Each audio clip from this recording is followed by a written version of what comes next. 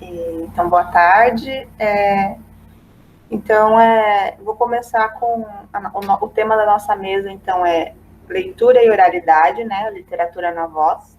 E você é mediadora, então eu vou começar apresentando quem vai falar um pouquinho com a gente hoje, para a gente ter uma noção do percurso de cada uma, né? Legal. Então, a primeira pessoa que eu vou apresentar é a Aline Perrota, graduação em Pedagogia e especializações em Educação Especial, Literatura Infantil e Contação de História, mestranda em Estudos da Linguagem e professora da Rede Municipal de Londrina. Ela é coordenadora do projeto Palavras Andantes e do Clube de Leitura para Professores da Rede Municipal de Londrina. Temos também a presença hoje da Poliana Rosa Soares, que tem graduação em Educação Física e Letras e especialização em Educação Especial. Ela é mestre em Estudos da Linguagem e doutoranda em Estudo da Linguagem. Atualmente é professora da Rede Municipal de Ensino em Londrina, na Escola Zumbi dos Palmares. É coordenadora do projeto Leitura e Contação de Histórias no EJA. E eu, Amanda Gomes do Amaral, formada em Letras e mestranda em Estudos Literários. Minha especialidade é centrada na produção literária afro-brasileira, né, feita por mulheres, que é o que eu gosto de estudar. E hoje eu venho compartilhar um pouco das experiências que tive em oficinas no assentamento Ele Vive e na Escola Estadual Professor José Carlos Pinotti, no EJA também. Bem, apresentadas as pessoas, eu queria dizer que a gente separou, em uma reunião anterior ao evento, a gente decidiu elencar 3 questões que vimos bem importantes para a gente nortear a nossa fala aqui hoje, né? Então, a gente vai compartilhar como foi aparecendo em cada contexto de leitura, em cada uma das 3 que vai falar aqui um pouquinho hoje, e a gente espera que seja aproveitoso a todos, né? Os 3 tópicos que a gente pontuou são literatura pragmática e pedagógica, uma coisa que a gente viu que é bem presente. O tópico 2, leitura como fruição. E o tópico 3, oralidade na contramão da solidão, a escuta. E queria deixar pontuado também que depois que a gente explanar um pouquinho de cada experiência, vai ter um tempinho para perguntas, vocês podem ir colocando no chat, ou se quiserem pode fazer oralmente depois, né? Então, o INCEL ele tem esse intuito de sempre abrir diálogos, a gente não quer só que seja uma exposição, é bem legal trocar experiências e conversas, é sempre enriquecedor. Esses 3 anos de evento sempre foi assim, é bem gostoso, eu acho. Então, apresentado os participantes e os temas, né, os nossos tópicos. Eu passo a palavra, então, para a professora Poliana, para começarmos a falar da primeira questão. Né? Poliana, a literatura apareceu em algum momento como pedagógica nas suas experiências dentro de sala de aula? Boa tarde. Boa tarde a todos e a todas. É uma alegria muito grande fazer parte da organização de um evento tão bonito quanto esse, né? Também um tanto diferenciado, um formato diferenciado. E estar nessa mesa de encerramento ao lado da Aline e da Amanda para conversarmos sobre a leitura e a oralidade, a literatura na voz. Aline, você vai fazer uma abertura? Sim, Poliana, eu acho que a gente não poderia começar uma mesa falando de oralidade, né, de leitura e oralidade, sem antes a gente ler um poema de abertura. Amanda, você quer falar um pouquinho da escolha desse poema? Então, a gente tivemos uma conversa, né, como escolher um poema para abrir, né, e a gente decidiu escolher um poema de uma escritora que chama Conceição Evaristo, não sei se todo mundo conhece, mas é uma escritora contemporânea, e convido a quem não conhece conhecê-la, porque ela já tem 7 publicações e foi, inclusive, cotada para uma cadeira na Academia Brasileira de Letras, e não aconteceu. Mas, assim, é uma escritora brilhante, eu convido quem puder conhecê-la, porque a literatura dela é bem expressiva, né? É uma voz muito forte, contemporânea. Então, a gente escolheu um poema dela, que a Aline vai vai ler para a gente hoje, para a gente começar a pensar sobre o nosso tema. Da calma e do silêncio. Quando eu morder a palavra, por favor, não me apressem. Quero mascar, rasgar entre os dentes, a pele, os ossos, o tutano do verbo, para assim versejar o âmago das coisas. Quando o meu olhar se perder no nada, por favor, não me despertem. Quero reter no adentro da íris a menor sombra do ínfimo movimento. Quando os meus pés abrandarem na marcha, por favor, não me forcem. Caminhar para quê? Deixem-me quedar, deixem-me quieta na aparente inércia. Nem todo viandante anda estradas, há mundos submersos que só o silêncio da poesia penetra. Conceição Evaristo. Então, passo a palavra para a Poliana e espero que esse poema tenha feito a abertura com chave de ouro da nossa mesa, que é o que a gente queria. Obrigada, Amanda. Obrigada, Aline. Eu acho que agora a gente pode começar, né, com um poema desse. E pensando no primeiro tópico que a Amanda colocou, que é realmente essa literatura na escola, enquanto utilitária, pragmática, eu penso que aqui a gente vai lançar algumas reflexões, relatar algumas experiências, trazer alguns pontos de partida, de provocação, para favorecer mesmo o diálogo, né? Que é um ponto importante nessa mesa hoje. Então, assim, eu acho que quando a gente fala de utilitarismo, a gente pode recorrer à própria história da literatura, né? Que aí é marcado por diferentes momentos, em alguns deles, esse caráter mesmo moralista, usada para passar uma lição moral, como na Idade Média, por exemplo, e aí no século XVIII assume esse caráter mais pedagógico, e aí desconfigura a função realmente literária do texto, e esse texto ele passa a ser utilizado realmente como um pretexto. E aí eu lembrei, agora a Amanda falando o tema, daquele livro que é um pouquinho antigo, da Marisa Lajolo, lá da década de 80, Leitura em Crise na Escola, mas que ela traz, ainda é pertinente porque ela fala que muitas vezes esse texto literário acaba sendo utilizado na escola para aprender gramática, para ter lições moralistas, para decorar vocábulos, para memorização, e o caráter literário acaba sendo deixado de lado, né? E esse reflexo ainda é muito forte. Aí eu tomo como exemplo o meu lugar de fala, né? Professora da educação de jovens e adultos. Esses idosos, jovens e adultos chegam na escola com uma visão extremamente tradicional de ensino. Assim, sempre sentados, em fileiras, na sala, com ditado, com cópia, e com a literatura não é diferente. A concepção é realmente que ao ler um texto literário, tenha que ter algo escrito, tenha que ter um exercício. Inclusive, no decorrer do projeto, alguns alunos, eles relatam que, olha, professora, vou ser sincero, no começo desse tipo de leitura, eu achava que era perca de tempo, que isso não era importante. Qual é a função disso? E aí a gente pode pensar nessa função mesmo pragmática, de produção, né? Que não está desvinculada, por exemplo, do mito do letramento, né? Que realmente a leitura literária, ela é usada realmente para suprir alguma demanda. E, inclusive, na obra da Teresa Colomer, como a Fran apresentou ela ontem na mesa de abertura, né?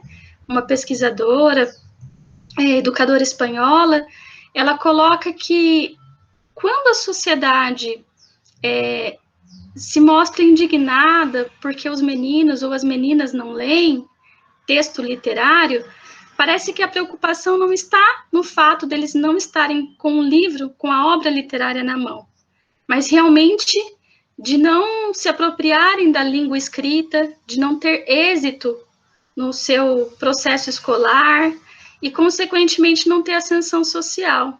Então, essa função utilitária, e aí tomando como referência a educação de jovens e adultos, ela ainda permeia o contexto de formação de leitores, de literatura, e aí é importante a gente tomar isso como partida para a gente depois pensar realmente na leitura literária enquanto fruição, enquanto subjetivo, envolvendo subjetividade, envolvendo corpo, envolvendo memória, envolvendo pertencimento, né?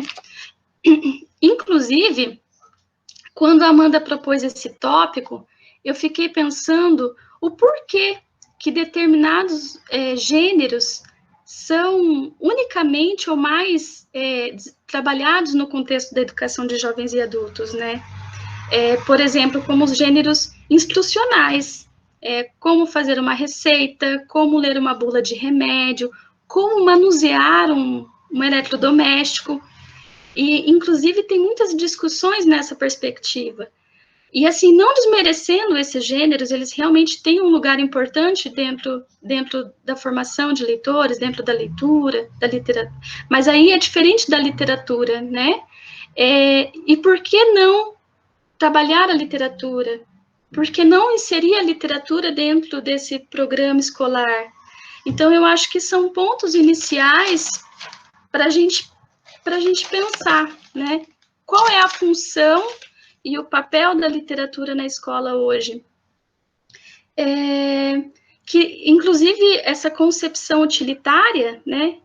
Tomando já esses gêneros mais difundidos na modalidade, a gente pode pensar naquela ideia de produção, de ascensão social, de mito do letramento. Eu acho que o primeiro ponto que eu coloco pensando nessa perspectiva é isso, Amanda, e eu passo a palavra para vocês. Eu fico pensando sobre isso, né, sobre essa questão de como a literatura é encarada dentro de sala de aula, e pensando eu fiquei refletindo sobre duas experiências que eu tive aqui para trazer hoje, que foram duas experiências em oficinas, né, foi uma no assentamento Ele Vive, aí em Londrina, e uma numa escola estadual, também com uma sala de EJA, né. Então, foi interessante, porque o ambiente, ele, dependendo do ambiente que eu estava, a maneira, as primeiras semanas, assim, os primeiros encontros que eu tive, foi um mês de oficina, 2 vezes por semana, durante 2 horas cada encontro. E na sala de aula, no EJA, quando eu cheguei, me encararam muito como uma professora de língua portuguesa. E foi eu cheguei até esses dois locais pelo Sarau das Pretas. Eu não sei se todo mundo conhece aqui, mas o Sarau das Pretas é um evento que acontece todo ano, e pelo Promic, né? E então eu tinha uma liberdade de método, tinha uma liberdade de assunto que muitas vezes a gente não vê dentro de sala de aula, né? Então, a intenção era que o que me proporam era para fazer uma oficina de literatura com alunos e com as mulheres no assentamento.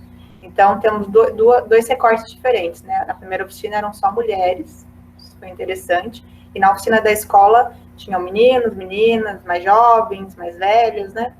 Então, dentro da sala de aula, eu acho que colocar meu corpo dentro de uma sala, automaticamente eu viro uma professora de língua portuguesa, né? E aí, nos primeiros dias foram perguntas, eu expliquei um pouco do que eu pretendia, né? A gente queria que o sarau tinha como intuito o sarau como evento final, né? Para expor os poemas que fossem produzidos pelos alunos. E eu falei que não era obrigatório produzir nada, o que eu queria mais é que a gente conversasse sobre literatura, sobre leitura. E então as primeiras questões eram: qual é a diferença de poema e poesia? Porque isso nunca entrou na minha cabeça, e essas questões bem formais, quase, né? E ao decorrer do tempo, o tempo foi passando, eu fui percebendo que havia muitas questões, muitas dúvidas que são dúvidas, parece que estruturais em relação à literatura, que como que eu vou resolver isso em um mês, né, em poucos encontros. Então, o meu método sempre foi expor a literatura ali e ver quais eram as questões que iam brotando disso, né. Então, eu fiquei pensando muito como explicar, né, em pouco tempo, como que entra esse caso da fruição, que vai ser o nosso segundo tópico, né, a gente tem ali a relação mesmo com a literatura, né, e se eu ficava pensando, né, eu nego esse papel de professora ou integro a mediação na rotina desse papel de professora, né, o que eu faço?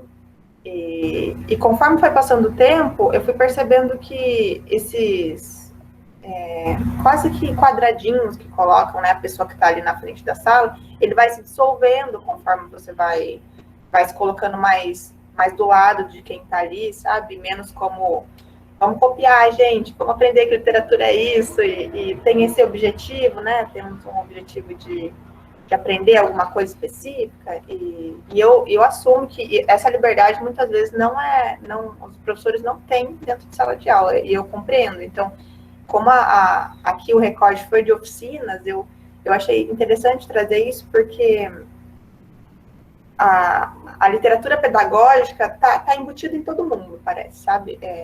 Para que a gente vai fazer isso? A gente vai ler, a gente vai escrever, mas vai ter prova no final, a gente precisa fazer alguma coisa específica para passar em relação a isso, e no EJA, a professora titular, ela assistia a aula, a oficina, a aula.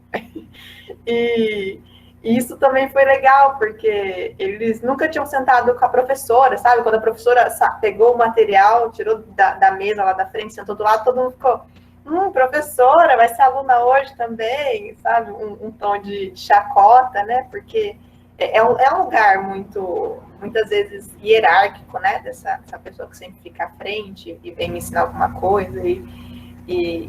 Mas, assim, eu percebo que o ambiente, né, nesse primeiro ponto, assim, de uma literatura pedagógica, né, pragmática, ele influencia muito, porque aí no assentamento, né, ele vive, não me encararam como professora.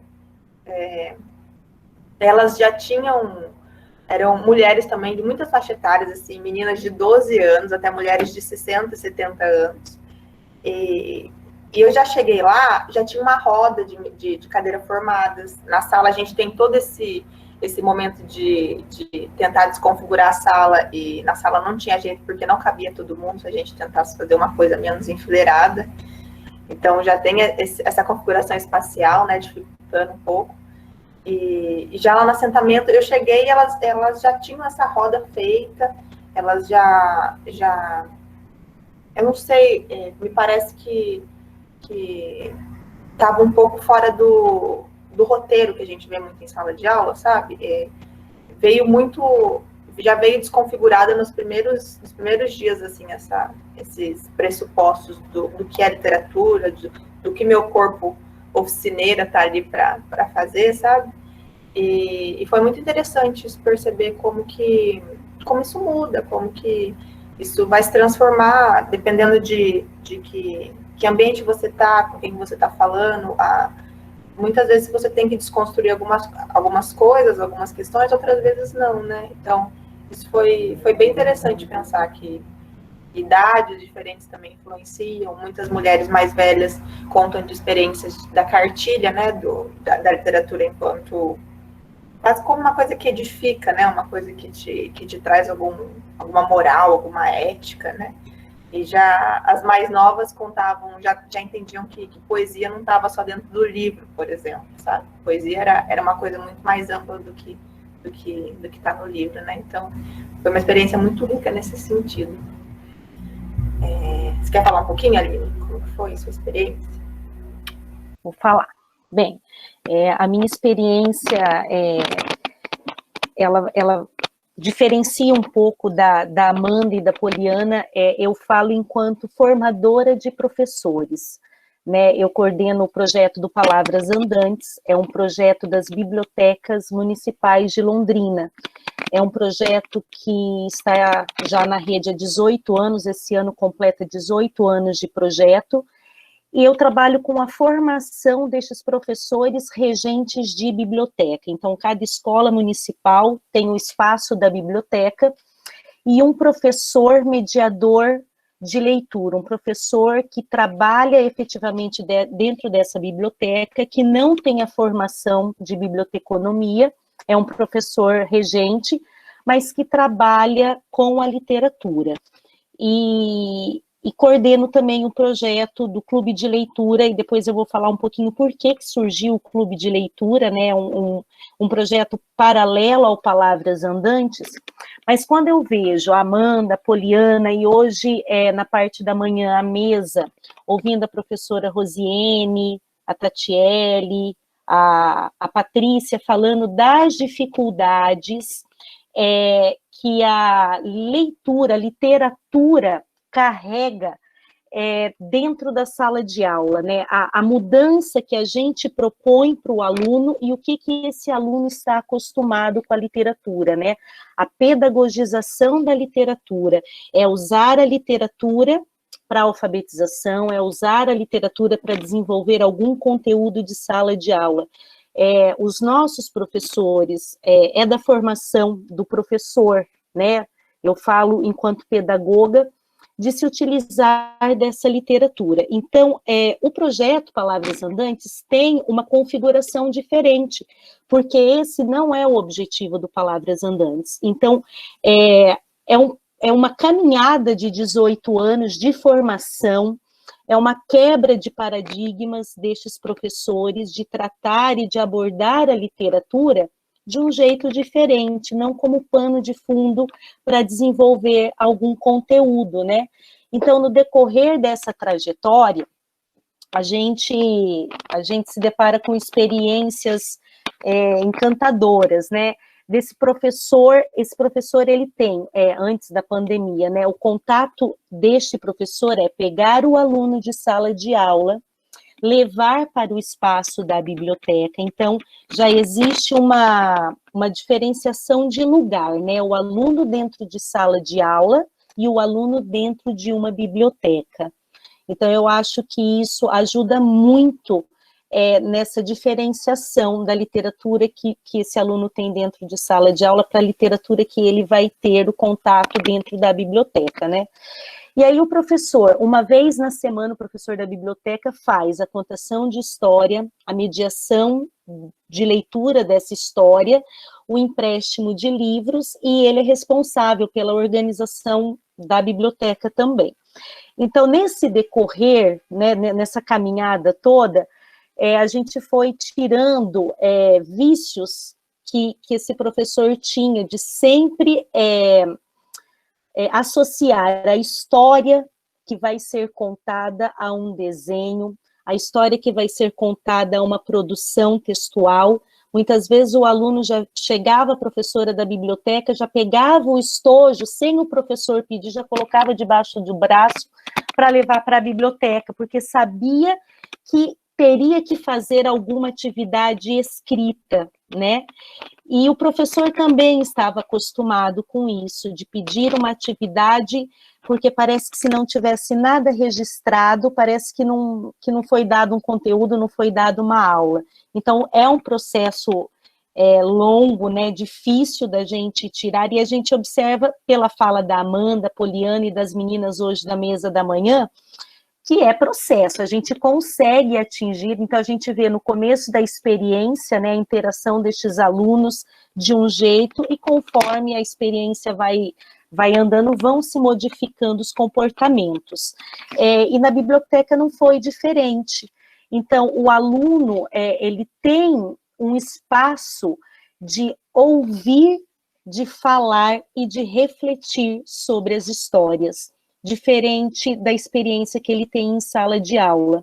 E o clube de leitura surgiu justamente para a gente propiciar para o professor de sala de aula, o professor regente, que trabalha todos os dias com este aluno, experimentar algo diferente com a literatura, né? Então, toda a formação que o professor do Palavras Andantes tem de literatura e de mediação de leitura, a gente queria promover para esse professor de sala, porque a gente acha que uma vez na semana esse aluno ter contato com o texto literário e de forma reflexiva, de forma subjetiva, é muito pouco. E o professor que está ali diariamente com aquele aluno, muitas vezes, né, o professor do ensino básico, dos anos iniciais, a gente fica 4 horas com aquele aluno, então ele pode e deve oferecer muito mais do que uma literatura pedagógica, né?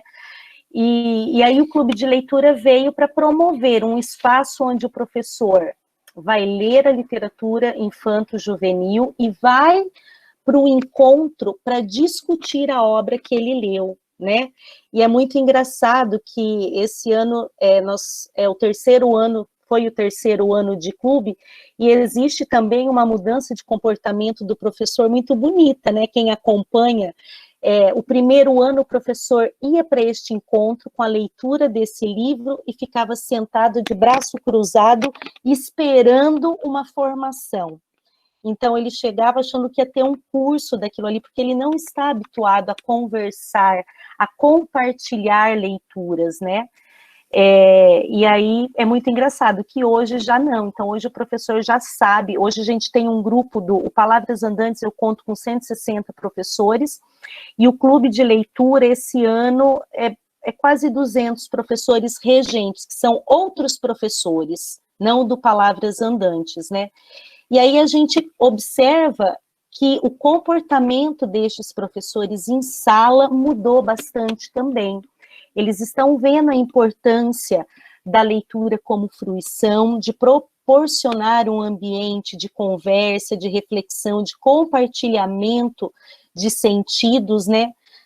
Não que o trabalho feito com a literatura, utilizando os textos literários para alfabetizar, é claro que a gente sabe que isso faz parte, mas precisa ter algo a mais, né? Então, o intuito do clube é fazer com que o professor passe por essa experiência e inclua no seu dia a dia aí uma leitura diferenciada em sala de aula. E aí o professor do Palavras Andantes já tem este comportamento dessa mediação, dessa leitura diferente, e quebra um pouquinho com o que a gente está acostumado em sala de aula. Acho que é isso daí. É muito legal pensar sobre fazer toda essa reflexão inicial sobre, né, o que está posto, né? Parece que a gente tem que considerar isso quando observar quais são as recorrências, né, e quais são os motivos. Eu fico pensando que muito por causa desse déficit que a gente tem no nosso país de leitores, né? A gente tem um problema grande em relação a isso. Então, como eu sinto que esse contato com a literatura deveria vir antes, né? Antes do professor chegar até a sala, mas a maioria das vezes não acontece, a gente sabe disso. E aí, pensando nessa questão da fruição, né? Do contato com essa literatura de uma maneira diferente, de uma maneira que os alunos não ou tiveram pouco ou nunca tinham visto, né, esse novo modo de se conectar com a literatura em si. Eu queria saber da Poli, assim, o que ela acha em relação a isso, quais foram as mudanças que aconteceram no EJA com ela, o que foi proposto de novo, né, na experiência dela. Então, eu estava ouvindo a Amanda e a Aline falar e fiquei pensando o quanto é importante, né, a gente retomar aquela fala da mesa de abertura sobre a formação continuada, sobre a mediação desse professor, né, e aí, na contramão dessa concepção que eu coloquei anteriormente, que é muito arraigada nos educandos da EJA, da Educação de Jovens e Adultos, tem essa literatura como fruição, que é realmente o objetivo do projeto que eu coordeno há mais de 3 anos ali na Escola Municipal Zumbi dos Palmares. Então, aqui, realmente, a gente começa a adentrar o texto literário, em que o aluno consegue preencher lacunas, consegue se posicionar de forma crítica, a subjetividade é muito presente, então, e é interessante porque, de forma muito equivocada, alguns colocam a fruição como uma fuga, simplesmente uma fuga da realidade, né? E a fruição, ela é um conceito muito importante quando a gente fala de texto literário. Aí até me lembrei do texto do Barthes, né, O Prazer do Texto, em que ele diz que a fruição, quando o leitor ele tem contato com o texto literário, ele não está ignorando o mundo ou fugindo da realidade, mas ele está se afastando para retornar mais crítico, mais consciente. E aí eu automaticamente consigo trazer exemplos do projeto de leitura e contação de histórias na EJA, onde um aluno, por exemplo, ao ler o poema Oração do Milho de Cora Coralina, ele fica pensativo, e aí fala, olha, professora, sabe o que eu fiquei pensando depois que eu li esse poema? Eu trabalhei a vida inteira, desde criança, na roça de milho, e pensando bem, foi para gerar lucro para o patrão. Por isso que eu não estudei na idade considerada adequada. Então, percebam, a leitura, ela se entrelaça com a história de vida desse aluno, com o seu conhecimento, com a sua vivência, né? Ele consegue se posicionar de forma crítica diante do texto. E a fala desse aluno não pode ser tomada de forma superficial, ela é extremamente importante, principalmente no contexto da EJA, porque, historicamente, esse aluno, ele assume o discurso de se culpabilizar por não ter estudado na idade considerada adequada. Então, ele assume aquele discurso de que, eu não estudei quando eu era criança porque eu não me esforcei o bastante. Ou então, de achar que não é competente, que não tem competência para aprender a ler e escrever. E quando o aluno fala isso, a partir da leitura deste poema, a gente pensa o quanto é importante quebrar o que Paulo Freire coloca lá na Pedagogia do Oprimido como a autodesvalia, né? Porque, historicamente, esse aluno, ele acaba assumindo esse discurso de isentar o Estado e se culpabilizar. E vai na contramão do discurso daqueles que detêm o poder historicamente. Então, vejam o quanto essa literatura exerce um impacto na vida desse aluno, né? Ou então, quando nós lemos a Assembleia dos Ratos, de Esopo, e os alunos pensaram na importância de retomar a Assembleia dos Bairros, né? De retomar a Assembleia da Escola. Ou quando nós lemos o Reizinho Mandão, de Ruth Rocha, e uma aluna começou a pensar sobre as suas condições de trabalho e a questionar a reforma trabalhista, né? Os contos do Machado de Assis, e um aluno de 75 anos fala, olha, professora, amanhã eu vou lá no sebo, de manhã, para encontrar esse tal de Machado, porque eu gostei demais. Então, a gente percebe que esse tipo de literatura, que perpassa a história de vida, que é possível se relacionar com as suas vivências, tem um impacto muito grande na vida desses educandos, né? E aí eu penso na Colomer novamente, quando ela fala que a importância, né, da fabulação, da imaginação, e que muitas vezes a gente direciona só para as crianças. E não, a fabulação, a imaginação, a se colocar no lugar do outro, que a literatura, enquanto fruição, permite isso, ela é uma condição essencialmente humana, também do jovem, também do adulto e também do idoso, né? Então, a partir do projeto, a gente tem uma série de exemplos nesses quase 4 anos, o quanto que essa literatura, ela impacta realmente, o leitor, ele se afasta e volta muito mais consciente e crítico, né? Eu acho que, a princípio, Seria essa minha colocação, Amanda. Eu me lembrei muito do que a gente conversou também anteriormente sobre essa questão de achar que a gente precisa de um livro específico para falar de um tema específico, né? Acho que a Aline colocou isso e eu penso nessa insegurança do professor, de quem faz a oficina, de que há uma temática para se alcançar, então eu preciso de um livro especificamente sobre isso. A gente quer falar sobre meio ambiente, a gente tem que achar um livro que fala sobre o meio ambiente, né?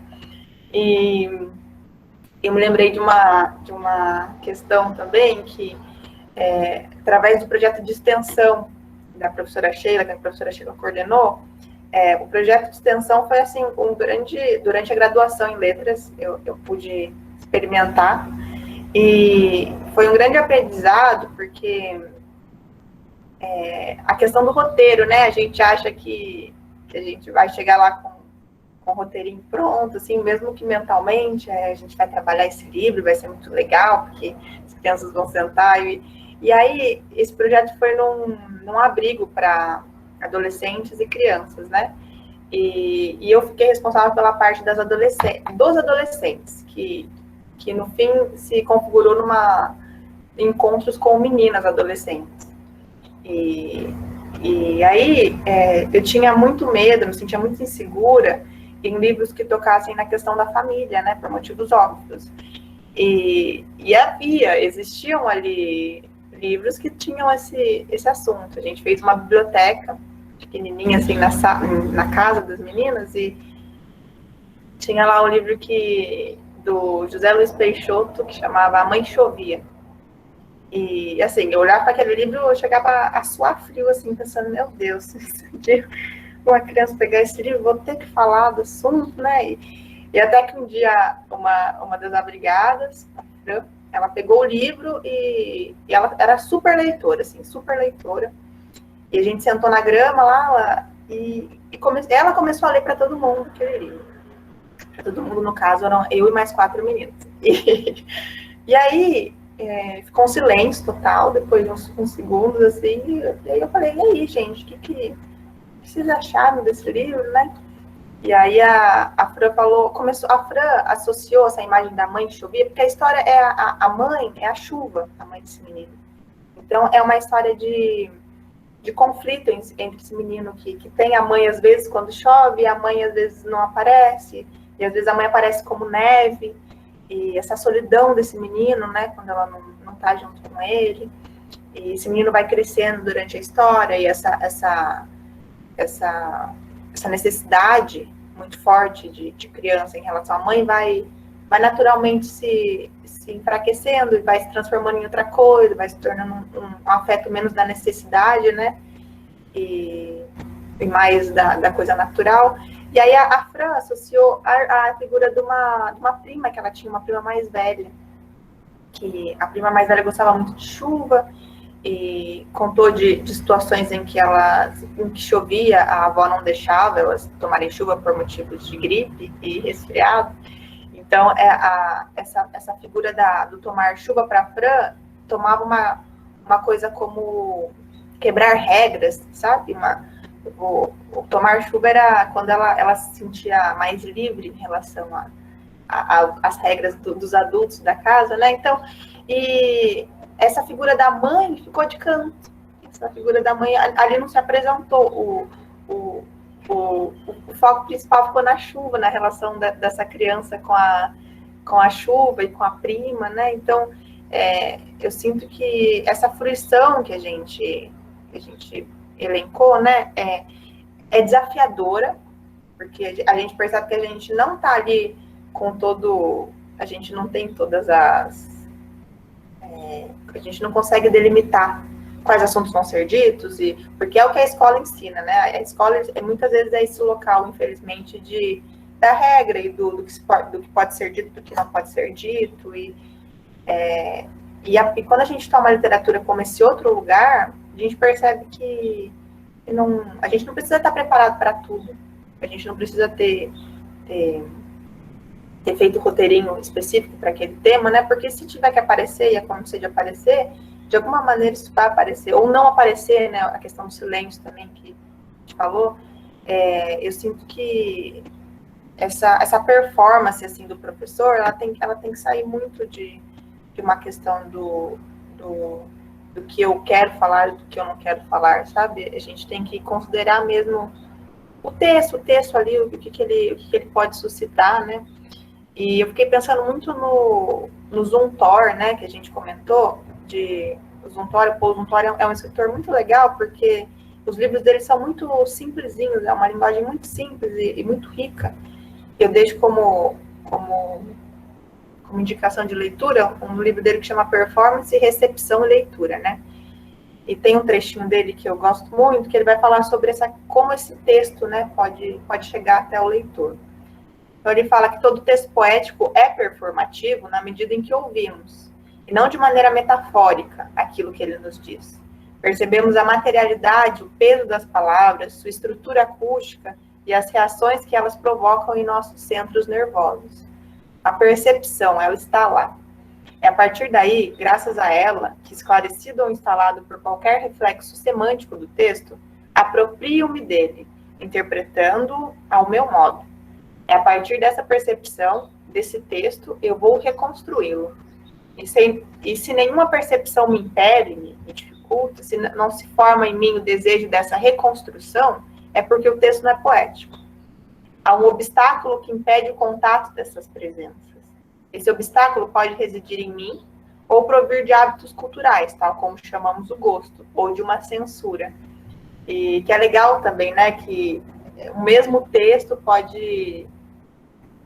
quando a gente considera essa percepção, né, a partir de qual percepção esse leitor vai se relacionar com esse texto. Ele vai dizer, não gostei, não quero falar sobre ele, achei chato, né? Ou, às vezes, é uma questão de moral, né? Eu não posso ler esse texto fala de um assunto que me ensinaram que não é um assunto legal, não é um assunto que eu posso, né? Ou é um texto que te encanta, né? Que muitas vezes acontece. Então, essa fruição, eu acho que vai muito por esse caminho de ouvir. A gente tem que ouvir meio que a demanda, né? A demanda daquela situação, porque o mesmo texto ele pode se transformar pode se desdobrar de muitas maneiras, né? Então, na escola, no EJA, eu percebi que o jeito que eu lidei ali foi muito diferente. Aconteceu, a música foi muito um caminho para essa poesia, sabe? No EJA teve um menino que escrevia rap, por exemplo, e aí ele tinha vergonha de ler, mas aí quando tinha as músicas deles ali com ele ia na frente da sala e ele cantava aquelas músicas. E aí eu virei para ele e falei, como assim? Você fala que você não sabe de poesia, né? Mas você está escrevendo poesia, você fala que você não conhece poesia.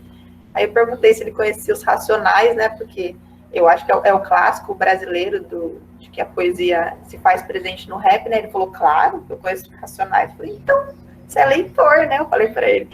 E já no Ele Vive tinha uma mulher que amava Elis Regina, e o companheiro dela tinha um violão, e começou um super show ali depois da oficina, né? E tem esse negócio da insegurança que a Poli falou, né? Eles a todo momento você ouve que eu não sou leitor, eu não consigo ler, literatura não é para mim, é muito difícil, e isso não faz sentido. E aí quando você percebe, a poesia tá mais presente do que...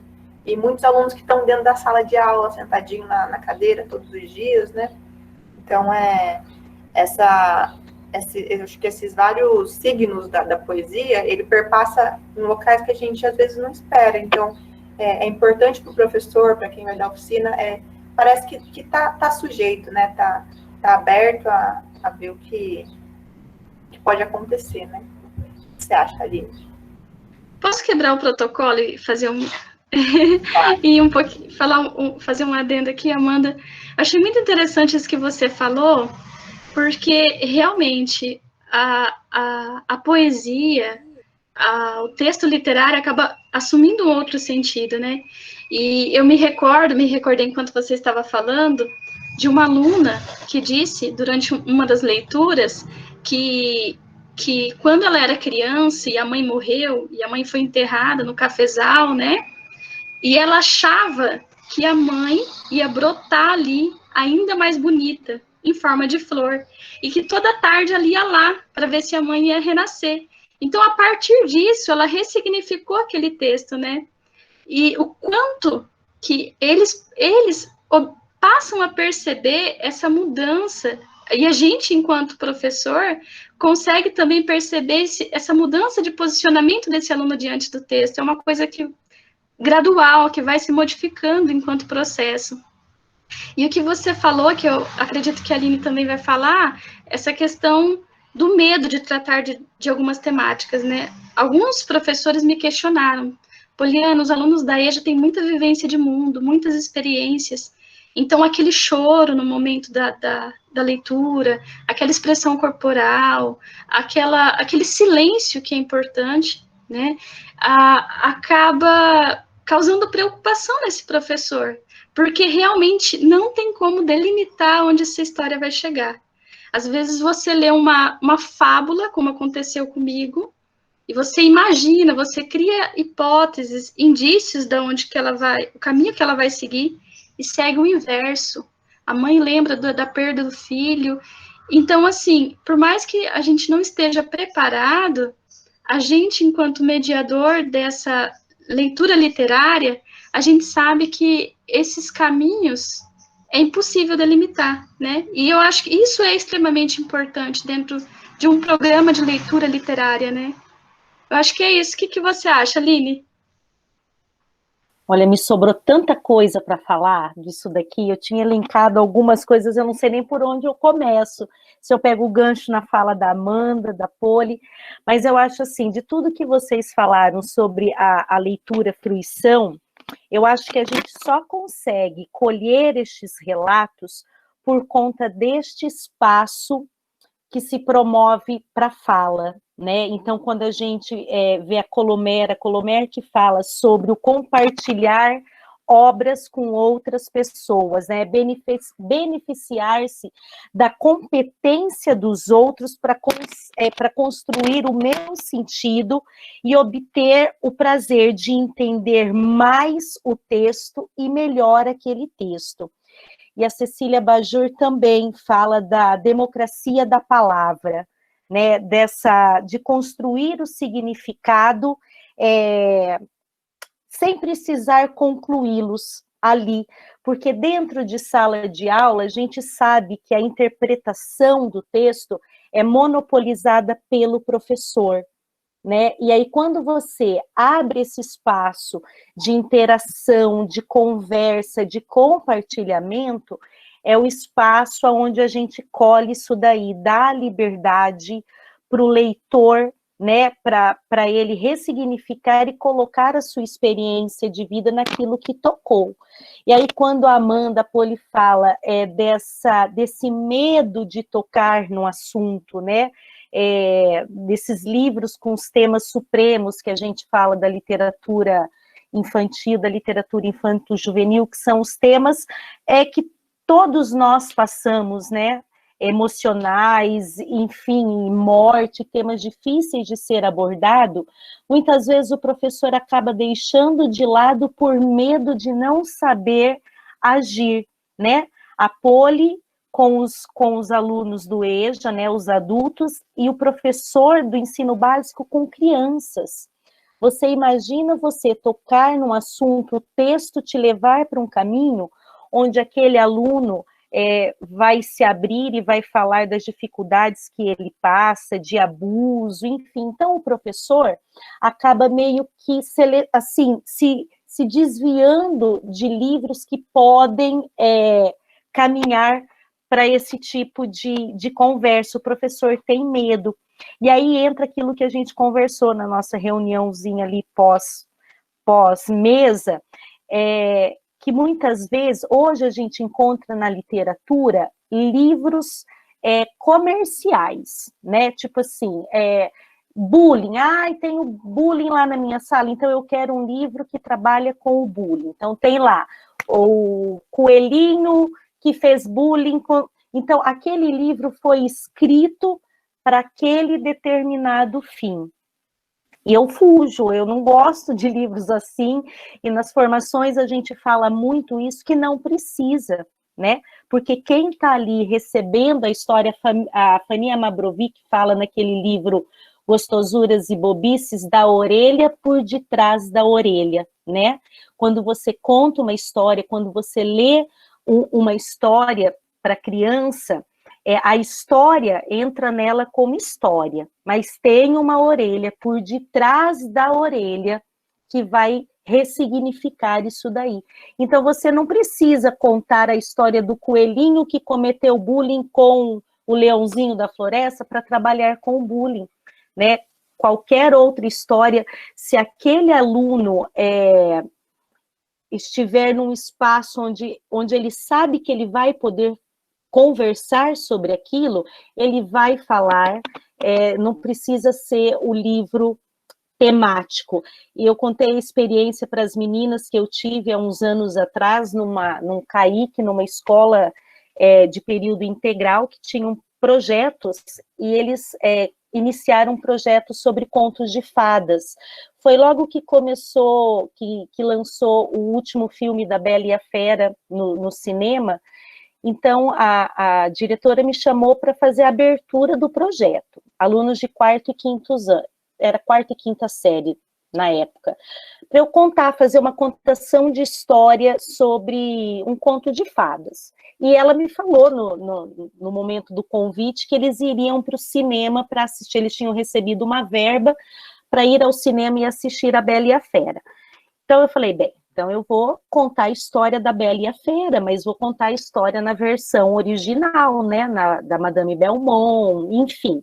Eu fiz a contação de história, conversamos sobre o livro, eles foram para o cinema e na semana seguinte eu voltei para uma roda de conversa. Eu queria, né, fazer um paralelo, conversar com eles sobre a história que eu contei e sobre a história que eles assistiram. E ali saiu coisas que só quem estava presente para saber, né? De tudo que foi falado, dessa comparação da história, né? Da história original com a versão do cinema. Dentre a conversa que nós tivemos, teve uma cena, né? Eles falando da cena que o Gaston dá um tiro nas costas da fera, que isso só acontece no cinema, não tem na versão original. E aí me falaram assim, eu achei, tia, um ato de covardia, ele atirar nas costas da fera. E aí eu fui perguntando, mas o que é covardia? Porque muitas vezes eles sabem o que é a palavra, mas não sabem, né, dar exemplos daquilo. O que é covardia? Tia, covardia é bater numa criança menor na hora do recreio. E aí foi saindo a vivência deles, né? A tia, covardia é bater em mulher, é covardia. Aí saiu assim, tia, mas é covardia bater em homem bêbado também, porque a minha mãe vai no bar buscar meu pai, ele tá bêbado e vem batendo nele no caminho. E aí depois saiu, tia, covardia é abusar de criança. Então, quer dizer, é uma história, é um filme que não tratava disso daí, né? E que saiu. Então, eu vejo a importância dessa conversa, que talvez se o professor de sala de aula tivesse apenas lido a história e feito aquela interpretação de responder as perguntas, a gente não chegaria tão a fundo nessas questões, nessas conversas, né? E eu achei muito engraçado também que a gente foi falando, eles me questionaram assim, que, né, na conversa eu expliquei que a fera, na época em que essa história foi escrita, as mulheres eram casamentos arranjados, muitas vezes a mulher só conhecia o marido no dia do casamento, então, né, talvez essa mulher enxergasse aquele homem como uma fera. Aí me questionaram assim, ô tia, mas se a mulher conhecia o marido só no dia do casamento, o marido também conhecia só a mulher no dia. E aí, ela não era fera? Ela também não se tornava uma fera? E aí, como a Amanda falou, a gente nunca está preparado, né, para essas respostas. Eu fiz uma oração mentalmente, falei, é agora, né? Eu falei assim, é que naquela época, as mulheres não tinham chance de viver os seus amores, outros amores, e o homem, ele se casava, mas muitas vezes eles viviam amores fora do casamento. E aí pipocou, não, tia, mas a minha mãe, que a minha tia que saiu, que saiu com o vizinho, e aí, quer dizer, a gente vê a história tomando uma proporção, como a Poli falou, ressignificar aquilo de acordo com as vivências, e não era uma história que teria esse rumo se não fosse o espaço da conversa, né? E é muito engraçado isso, a gente promover isso daí, o professor tem medo, porque a gente não tem resposta para tudo.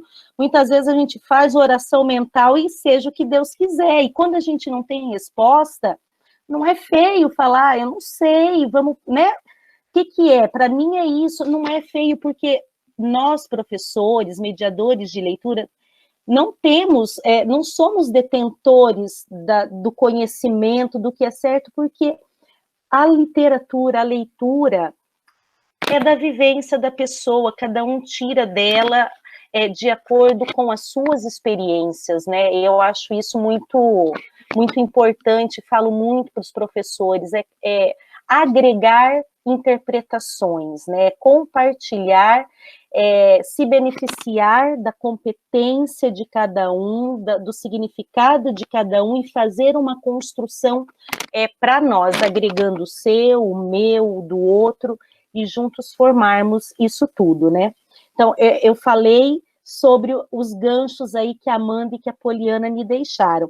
E tinha colocado aqui, sobre essa leitura como fruição, quando a gente recebe esse aluno, essa criança na escola, e aí a gente vai, né, conversar sobre essas memórias leitoras, e acredito que nós aqui, se a gente for pensar em memórias leitoras, a gente vai ter a figura de um pai, de uma mãe, de uma tia, de um sei lá, um irmão mais velho, em que as histórias fluíam, né? Contavam histórias, e isso fez com que a gente gostasse das histórias, né? Toda criança gosta de uma boa história. E aí ele chega na escola. Então, a criança que não tem essa figura, né, da família, do pai, de uma mãe, de um irmão mais velho, de contação de história, quando ele chega na escola, ele tem a figura do professor, né? Então, muitas vezes a gente tem ou uma figura familiar ou uma figura deste professor. E aí ele passa esses anos na escola da educação infantil até o 5º ano, falo como escola do município de Londrina, que a atividade da biblioteca é uma atividade extensa, né? Ele passa todos os anos iniciais com essa atividade na biblioteca, de ouvir histórias, de conversar sobre histórias. E aí, quando esse aluno, quando essa criança sai do 5º ano e vai para uma escola, para uma outra escola, num 6º ano, é quase que automaticamente que esse aluno ele deixa de gostar de histórias, né? Como que pode, né? A gente trabalha do que é a essência do ser humano, né? O fabular, o gostar de história. Somos feitos de história. Estamos aqui contando histórias, né? Desde ontem, na mesa, na primeira mesa, contamos histórias, são todas histórias de vida, histórias de experiências, né? Que nós vivemos a contar histórias. E aí esse aluno, numa determinada idade, ele deixa de gostar de ler, ele deixa de gostar de histórias, e a gente precisa rever o que acontece, né? Porque não poderia ser assim. E falando um pouco dessa leitura fruição, que eu também falo muito para os professores, que quem trabalha com as histórias, quem trabalha com oficinas, quem se propõe a contar histórias, a ler histórias, precisa estar vestido da história, né? Precisa estar vestido com essa história. Eu vou contar rapidamente uma experiência que eu tive enquanto contadora de história, que sempre me chamam para fazer evento, abertura de feira literária, enfim, né? E eu sempre me vestia de um personagem. Eu ia contar uma história de galinha, me vestia de galinha. Eu ia contar história de bruxa, me vestia de bruxa. E aí, o que eu fui percebendo? Que muitas vezes, ao invés de eu incentivar este professor a contar histórias, eu meio que afastava ele, porque o professor relacionava a história com personagem, com fantasia. A gente sabe que não é qualquer pessoa que se dispõe a colocar uma fantasia, que não tem vergonha. Eu não tenho vergonha nenhuma de sair vestida de bruxa, de galinha, onde eu tiver, eu saio. Quantas vezes fui dirigindo o carro oficial da secretaria, da prefeitura, de uma escola para outra, vestida de galinha, não tenho problema nenhum. Mas tem professor que falava assim para mim: Aline, quando eu crescer eu quero contar história como você. Mas não é todo mundo conta história, é porque a personagem, a fantasia era uma barreira para que este professor contasse a história. Então eu fui me desfazendo disso, me desfazendo dessas fantasias e indo eu contar história, vestida somente da história. E teve uma ocasião onde a escola me chamou para fazer a abertura de uma feira folclórica, e eu fui contar uma história do folclore. Eu me lembro até hoje que era a menina dos lacinhos, enfim. Eu cheguei lá de Aline, assim, do jeito que eu tô aqui, com um saco de plástico na mão e um cabo de vassoura, que era o que eu ia usar para contar a história. E eu cheguei meio que em cima da hora, a diretora foi até o portão e falou: vamos, Aline, rápido que você tá atrasada, eu vou te levar para o banheiro para você se trocar. Aí eu falei assim: não, eu não vou me trocar. Ela falou assim: não. Eu falei: não, eu já tô pronta. Aí acho que ela deve ter pensado assim: meu Deus, eu chamo essa criatura para fazer uma abertura esplendorosa e ela vem aqui de Aline, né? E aí eu vi a decepção no olhar dela, né? Que falou assim: nossa, não era o que ela estava esperando. E aí eu fui para uma quadra, num lugar, acho que tinha umas 400 pessoas, um lugar aberto, perto de uma avenida onde passava muito movimentada, muito barulho, com aquele telhado de quadra, sabe? Aquela quente, fazia eco, e eu peguei, naquele momento, eu jurei para mim: nunca mais eu vou aceitar essas coisas, porque eu me coloco numas frias e depois eu me arrependo, né?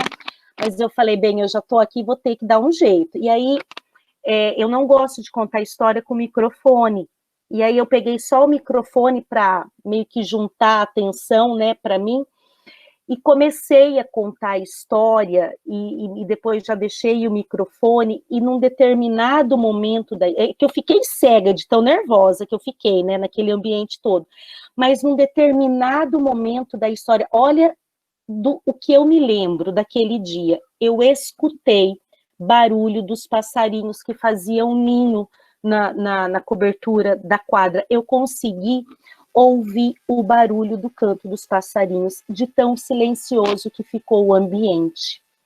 Então, aí eu vi que a leitura, a literatura, ela não precisa de roupa de fantasia, ela só precisa de que a pessoa que se propõe a fazer esteja vestida da história, saiba o que ela está fazendo. É isso daí. Ai, gente, não sei nem o que dizer depois disso. Bom, Poli, eu queria pedir que você lesse, acho que para a gente ir encerrando, caminhando para os encerramentos e ver se tem alguma pergunta, algum comentário, né, de alguém, que você expusesse para a gente um poema de um aluno seu, porque eu acho também que é bem bonito para a gente concluir essa mesa mesmo, perceber como que isso afeta também os alunos quando a gente se propõe a sair um pouco do script, né? Acho que é legal. Sim. Então, acho que a gente já está encaminhando para o encerramento, né, Amanda? E é muito gostoso ouvir esses relatos, né? Que é um relato da vivência prática, que a gente pode associar com a teoria. E aí, pensando mesmo nessa questão da importância da oralidade, a oralidade na contramão da solidão, que era o terceiro tópico que a Amanda colocou, né? Que está atrelada às vivências culturais, às comunidades, a oralidade enquanto um eixo central na formação desse aluno leitor literário, né? Principalmente na educação de jovens e adultos, quando eles trazem esse repertório de textos orais, das ladainhas e de rezas, dos cantos de trabalho na hora de colher algodão, né? Nas lendas e nos causos, nos mitos, que fazem parte da cultura popular, isso já é um indício da importância realmente da leitura literária na voz, né? Aí o Elie Bajar até coloca que essa leitura literária, quando perpassa pela voz, ela perpassa o corpo, né? E aí a gente pode trazer muitos exemplos de quanto que a subjetividade, o corpo, está presente nessa leitura literária. Por conta do tempo, então, eu só vou colocar aqui um poema de encerramento.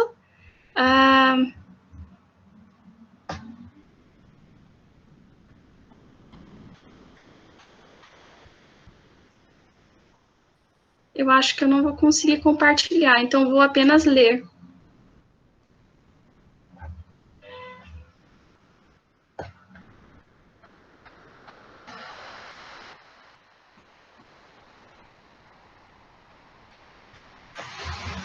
Só um instante, estou abrindo o arquivo para eu ler.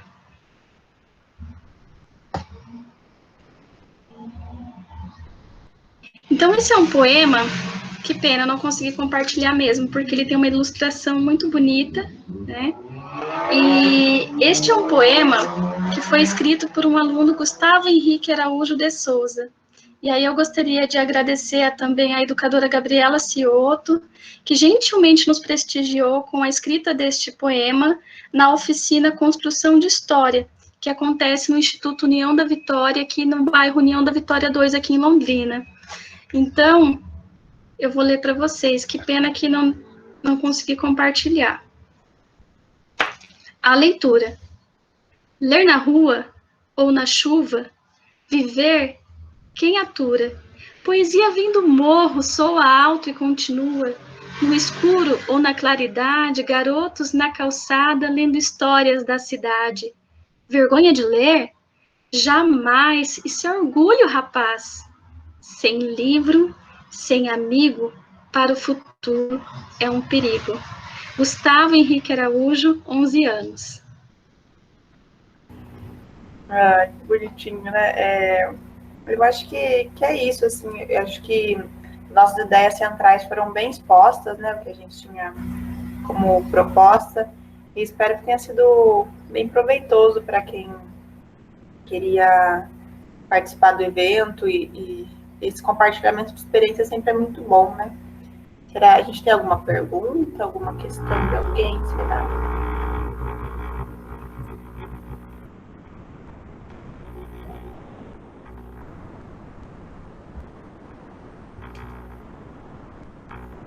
Oi, Amanda. A gente tem sim, nós temos um comentário. Só um minutinho que eu estou abrindo aqui o sistema. A gente tem um comentário da Roberta Gomes do Amaral. Boa tarde, sou da Escola Municipal Dr. Joaquim Vicente de Castro. Na minha escola, né, as palavras andantes na literatura é mais uma leitura de leite, para o aluno se apropriar da literatura de forma gostosa e ouvinte. Esse foi o comentário da Roberta. A Roberta é uma professora nossa do Palavras Andantes, lá da Escola Joaquim Vicente de Castro. Fico feliz dela estar aqui, presente, e endossando. Quem? Cadê? Quem falou? A Roberta é minha mãe. Vá, não acredito, Amanda. Não acredito que você entendeu até agora. Você acha que pode? Eu acho, então, que a Roberta, né? A mãe da Amanda, ela veio para endossar aí o que foi falado, né, do projeto, de como Palavras Andantes trabalha com a literatura, é um diferencial na nossa rede, né, e é um trabalho que a gente tem muito orgulho. É isso daí, Roberta, muito obrigada. Acho que é isso. Podemos... Isso. Professora Sheila... Acredito que só a gente... Não, tem uma pergunta da Patrícia. Você quer ler, Otávio? Só um pouquinho, deixa eu voltar aqui.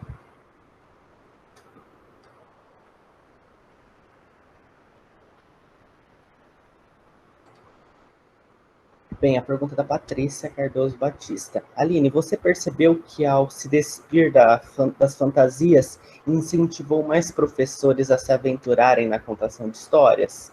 Com certeza, eu tenho absoluta certeza disso, e isso mostra a quantidade dos professores que chegaram até o clube de leitura, né? Então, no primeiro ano a gente tinha uma turma com 100 professores, depois tivemos que abrir uma outra turma, e essa procura do professor de sala de aula pela leitura, pela literatura, eu acho que tem muito a ver com esse despir-se das fantasias, né?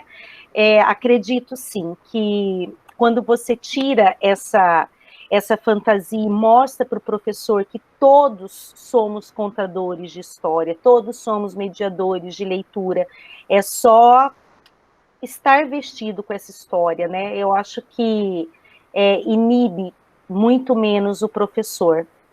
É isso daí. Eu tenho um comentário e uma pergunta.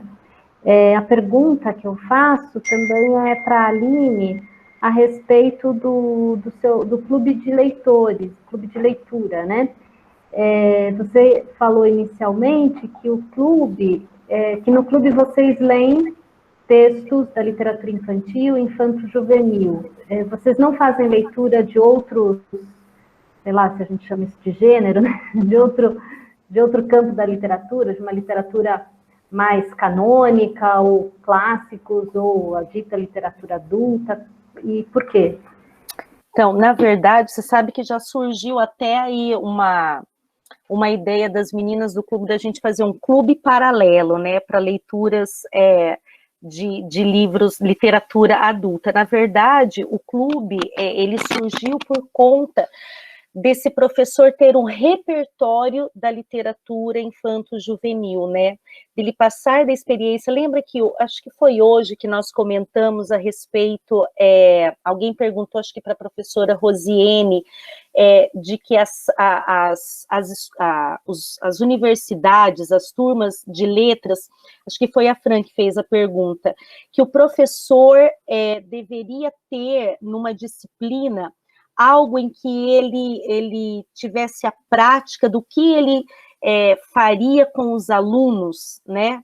E eu acho que o clube veio com esse intuito, não de ser um espaço onde o professor vai experimentar, vai ler essa literatura, vai se repertoriar para ele poder selecionar, para ele poder escolher. Muitas vezes o professor não sabe o que ler, o que escolher, o que indicar. Então, dentro do clube, a gente, no primeiro ano, eu fiz a seleção dos livros que a gente leu, e depois, já no segundo ano, a gente faz uma votação. Então, aparece ali leituras, Poliana, O Menino do Dedo Verde, e literaturas clássicas, né? E temos também a literatura nova, a literatura contemporânea, em que o professor tem a oportunidade de, se ele não leu ainda, de conhecer, e se ele já leu, de ler novamente, mas é no intuito de ter o repertório, né, de formar um repertório para ele, dele ter um cabedal aí para ele indicar do que ler, e a gente propõe também no clube o professor para ler para os alunos também. Então, a gente faz uma dinâmica, eu sempre separo, faço um calendário de leitura, se o professor quiser ler em sala de aula esse livro para os alunos também. Então, tive relatos, a gente teve experiências de professores que fizeram essa leitura em sala de aula e que rendeu muita coisa boa aí do livro. O primeiro livro do clube foi O Meu Pé de Laranja Lima. Então, é um livro que tocou muitos professores, talvez aqueles que tenham lido na infância, leram, né, depois de muitos anos com outros olhos. O livro Bom Gigante Amigo, né, o BGA, ele passou, eu fiz um gigante bem grandão, um boneco, e ele passou por muitas escolas de Londrina, e os alunos ficaram alvoroçados a ponto do aluno pedir para o pai para comprar aquele livro, sabe? Então, o clube, na verdade, é com esse intuito de dar o repertório para o professor.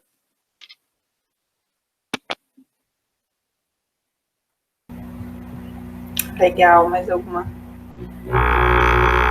Se ninguém falar nada, eu vou continuar falando aqui. Então, que vocês falaram também na leitura em voz alta, quer dizer, o tempo todo, né, falou-se na leitura em voz alta, tanto nas séries iniciais, quanto nas oficinas e na EJA, né, e eu acho isso muito interessante, porque a leitura em voz alta, ela tem ela é meio que limitada dentro das práticas pedagógicas ao ensino fundamental 1, né? Parece que depois, né, quando a criança passa para o 6º ano, se instaura completamente o silêncio, né? E eu acho que isso é muito prejudicial. A gente vê que, como disse a Poliana, a literatura, ela não nasce na escrita, né? Ela é anterior, ela está nos causos, nos mitos, até na fofoca, né? A nossa necessidade de fabulação, né? E a literatura vem ampliar essas possibilidades de fabulação. Então, a gente começa a conhecer histórias muito pela oralidade, né? E na EJA fica muito evidente essa vinculação, né? Essa possibilidade de conexão com a literatura a partir da oralidade, seja pela contação, seja pela leitura em voz alta. E aí, infelizmente, no ensino fundamental 2 e no ensino médio, são pouquíssimos lugares que têm essa prática da leitura em voz alta, né? Então, acho que também isso é algo a se resgatar nas práticas, porque ela envolve, como disse a Poliana, ela envolve o corpo todo, né? E, se não me engano, é a Lucila Pastorello quem diz que ler para o outro é tocar o outro com a voz, né? É uma forma de afeto, de toque por meio da voz, né? Até fisicamente falando, né? Então, acho que isso é muito importante também da gente referenciar. Quer dizer, a oralidade, ela tem esse campo de seus repertórios tradicionais que fazem parte da formação dos sujeitos e nos quais, muitas vezes, a gente ancora a nossa experiência inicial de fabulação, né? Mas, ao mesmo tempo, tem também essa contação e essa leitura em voz alta, né? Que é um pouco uma forma de dar vida ao texto que está ali no silêncio do livro, né? Dar um acesso, né? Fazer esse livro fazer barulho, né?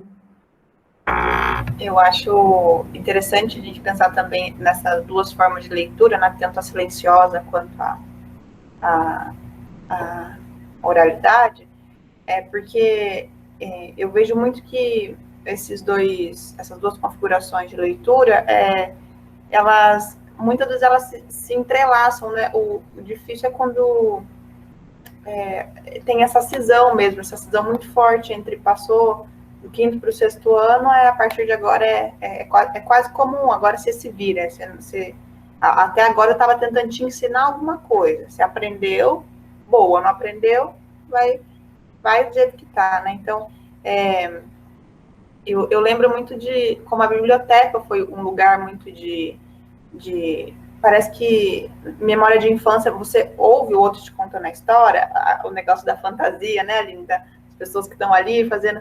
Mas aí, me parece que você associa o objeto do livro ao objeto que pode ter dentro dele essa história que você ouviu, e aí parece que se quebra uma primeira distância que normalmente tem do objeto livre, né, de que eu já ouço histórias, eu não tô não é tão alienígena para mim, né, então, para você pular para você conseguir se tornar esse leitor solo, né, esse leitor da cabeça baixa em silêncio, eu vejo que muitas vezes o ouvir passa por esse caminho de empoderar mesmo esse leitor, de não ser uma coisa tão uma cisão tão forte, né? E que esse leitor não precise ver como duas instâncias, né? A primeira fase, a segunda fase, você não pode mais contar histórias, você não pode mais ouvir histórias, você não compartilha mais histórias, né? Isso é muito triste, e é muito difícil, assim, depois de uma idade, essa rede de leitores ser uma coisa real, uma coisa que existe, né, na vida do aluno, do adulto, né? Para quem fez letras é muito fácil conversar sobre uma história com os amigos que fizeram letras, mas com quem você conversa que não é de letras, né? Que não fez pedagogia, que não é leitor, enfim, é muito difícil, né? Sabe o que eu acho muito interessante? É que, inclusive, isso foi relatado nas outras mesas, tanto na da abertura como na da manhã hoje, o quanto a oralidade, o quanto a afetividade é importante nessa formação do leitor e literário que a gente está discutindo aqui.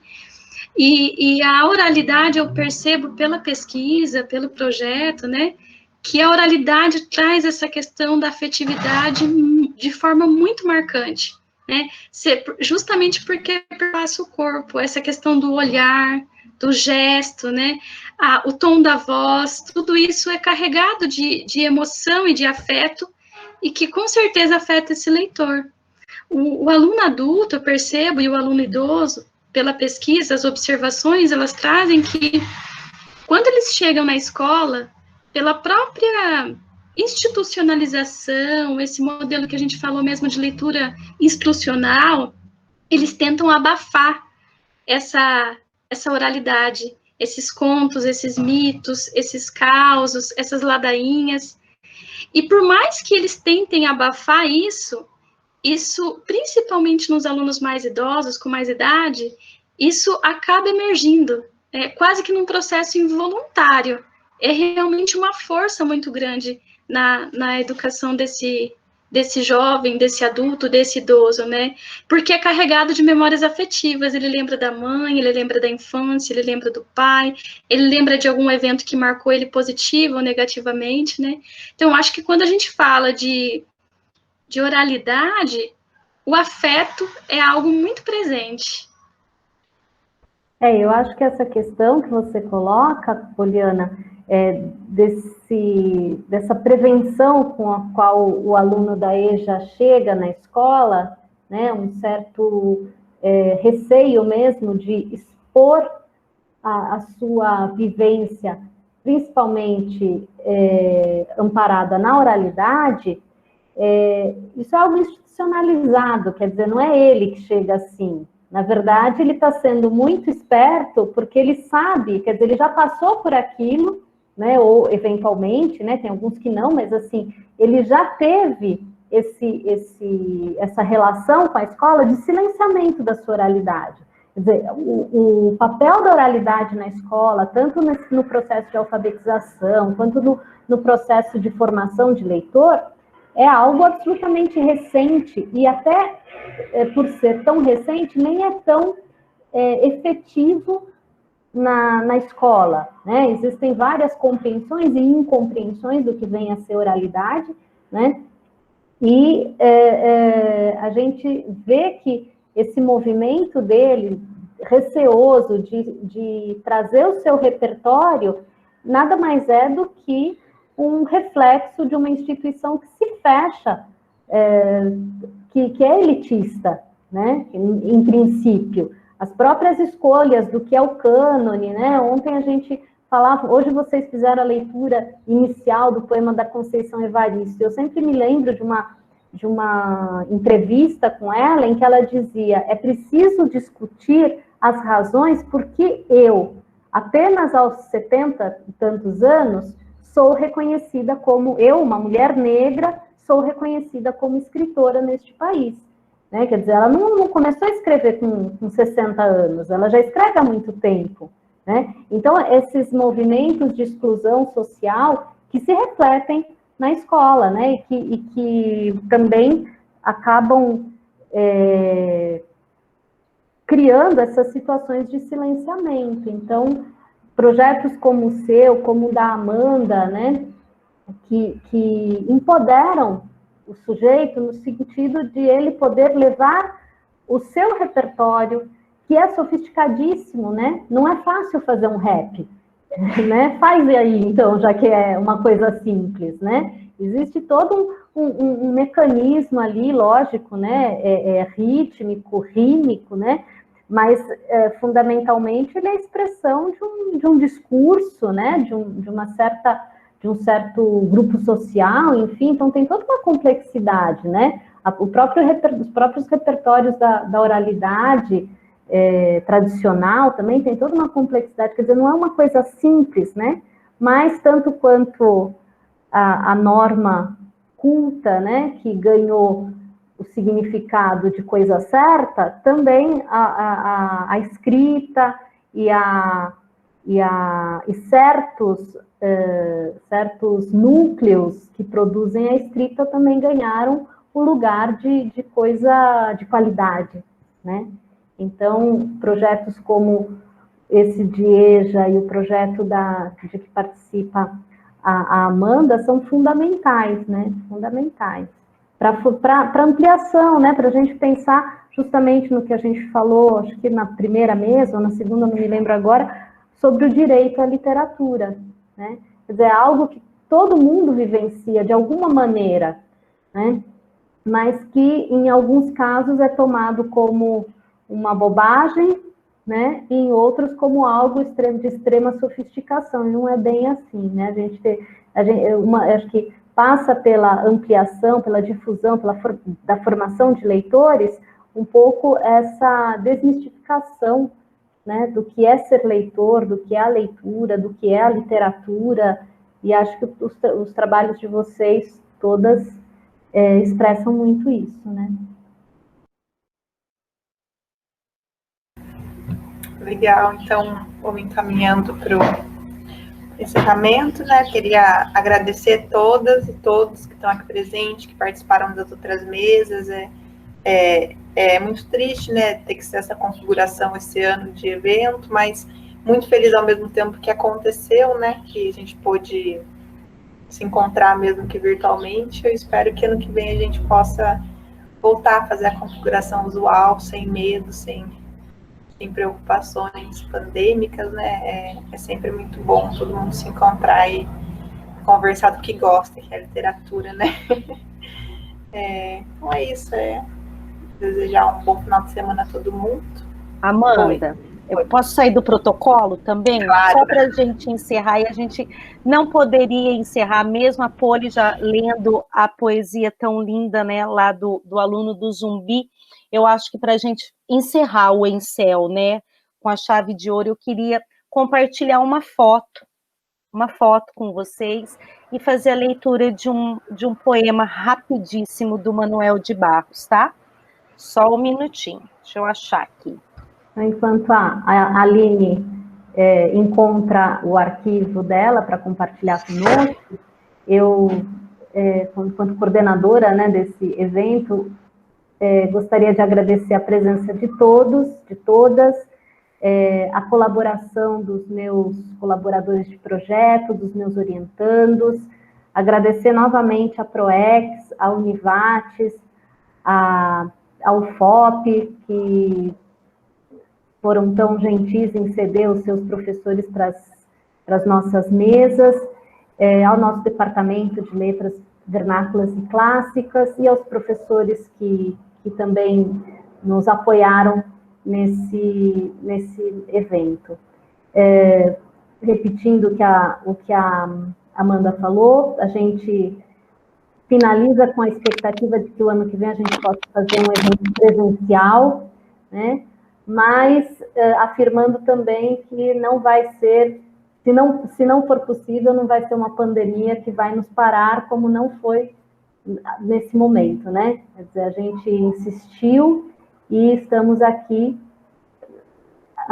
dentro das nossas possibilidades, nos reunidos e discutindo coisas de que nós gostamos tanto, como disse a Amanda, e que valorizamos tanto. Então, um agradecimento a todos, a todas, e Aline, faça o nosso encerramento, então. Muito obrigada. Vocês estão vendo a imagem? Compartilhei, tá certinho? Sim.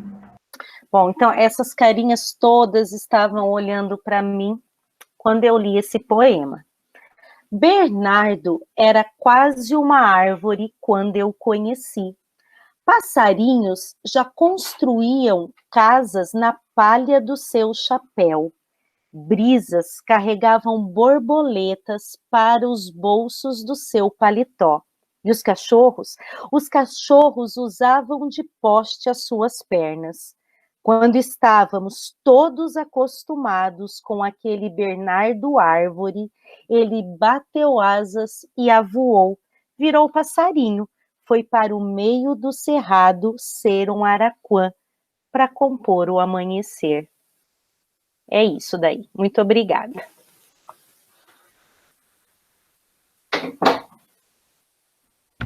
Tchau, tchau, gente. Bom final de semana para todos. Que ano que vem a gente possa estar junto de verdade, pessoalmente.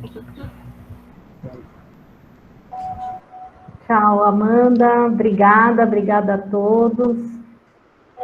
Lindo poema, adorei, Aline. Linda foto também, valeu a pena ter compartilhado. Que bom. Alguém tirou a fotinho de hoje? Eu tirei. Tirei e mandei no grupo. Muito bem. Tem que avisar pra gente. Não, tô brincando, mas tem que avisar pra gente fazer pose bonita, né? Mas eu fiz a minha.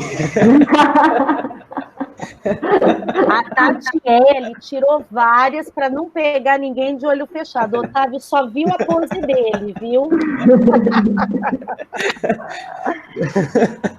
Brincadeira. Não, eu peguei assim, uma que tava todo mundo bem.